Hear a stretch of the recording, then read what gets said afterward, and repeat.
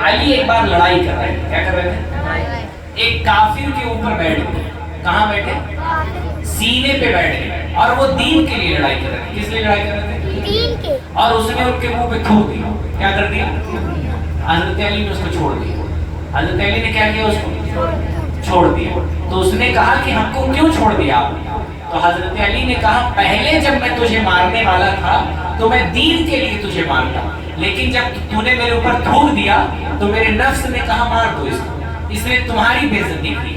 حضرت علی نے کہا ہم لوگ اپنے لیے لڑائی نہیں کرتے, اور ہم لوگ کیا کرتے ہیں؟ اپنے لیے ہی لڑائی کرتے ہیں. تو کبھی ہمیں اپنے لیے لڑائی, تم کو کوئی گالی دے دے, کوئی مار دے دو چار تھپڑ, چھوڑ دو, معاف کرنا.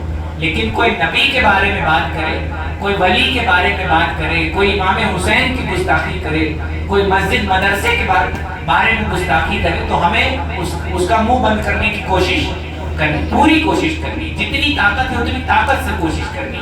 منہ سے بول کے چپ کرواؤ تو بھی صحیح, ہاتھ سے چپ کرواؤ تو بھی صحیح, لاش سے چپ کرواؤ تو بھی صحیح, ہے نا. جیسے چپ کراؤ, لیکن اسلام کے خلاف جو آواز اٹھے اس کو دبانا یہ مسلمانوں پہ فرض ہے نا.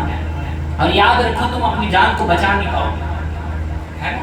ایک بادشاہ تھا, اس نے اپنے لیے شیشے کا محل بنوایا تھا اور اسی میں رہتا تھا, محل سے باہر نہیں نکلتا, اور اس میں کھڑکی دروازہ بھی نہیں تھا. اور سوچتا تھا کہ جب کھڑکی دروازہ نہیں تو ملک الموت آئیں گے کیسے, ملک الموت آئیں گے کیسے, یعنی جو موت کا فرشتہ ہے وہ میرے گھر میں آئے گا کیسے, وہ بھی مر گیا, وہ بھی کیا ہو گیا, مر گیا.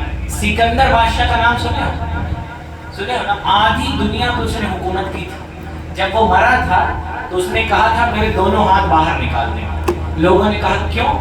تو اس نے وصیت کی تھی جب میں مر جاؤں تو میرے دونوں ہاتھ کفن سے باہر نکال دینا, تاکہ دنیا جان جائے کہ اگر کوئی شخص آدھی دنیا کا بھی بادشاہ ہو جائے تو دنیا سے کچھ لے کے نہیں جاتا.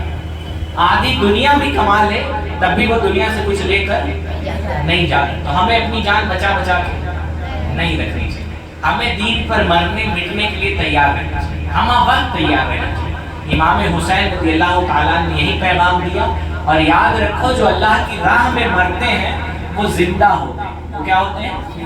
انہیں ہمیں مردہ نہیں کہنا ہے, اور مردہ سوچنا بھی نہیں ہے کہ وہ مردہ ہے نا.